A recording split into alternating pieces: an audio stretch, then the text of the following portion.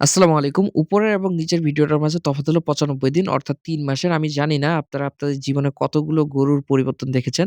But আমি এটা বলতে পারি এই ভিডিওটা দেখার পর আপনারা চিন্তা করবেন আপনারা আপনাদের জীবনের সর্বোচ্চ পরিবর্তনটা আজকে দেখলেন। যাই হোক ভিডিওটা দেখার আগে এই স্ক্রিন ভিডিওটা আগে ফলো করেন। এটা ২৮শে সেপ্টেম্বর অর্থাৎ ৯৬ দিন আগের যেদিন ৳১,০০,০০০ দিয়ে আমি গরুটা কিনে ফেসবুকে পোস্ট করি।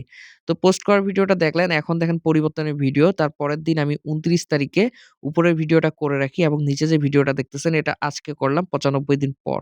তো ৯৫ দিনে গরুটা কতটা গোল এবং ফ্যাটেনিং হইছে নিজেরাই একটু লক্ষ্য করেন। আরো একটা ভিডিও আপনাদের দেখাবো সেটা হলো গরুটা যেদিন ওজন করি দেখেন আজকে থেকে ৯৫ দিন আগের ওজনের ভিডিও। আজকে ২৯ তারিখ ৯ মাস।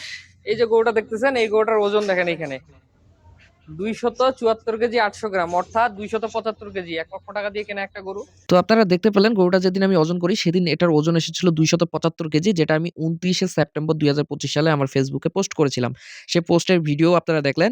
যাই হোক, তো বর্তমান এটা যদি আমি ওজনের আইডিয়া করি, আমি শুধু আপনাদের ছোট্ট একটা ধারণা দেই। ২৭৫ কেজি একটা গরু লাইভ ওয়েট থাকলে তার মাংস থাকতে পারে সর্বোচ্চ ৪ মণ। অর্থাৎ আমি যেদিন এটাকে কিনি তখন তার মাংস ছিল ৪ মণের মতো।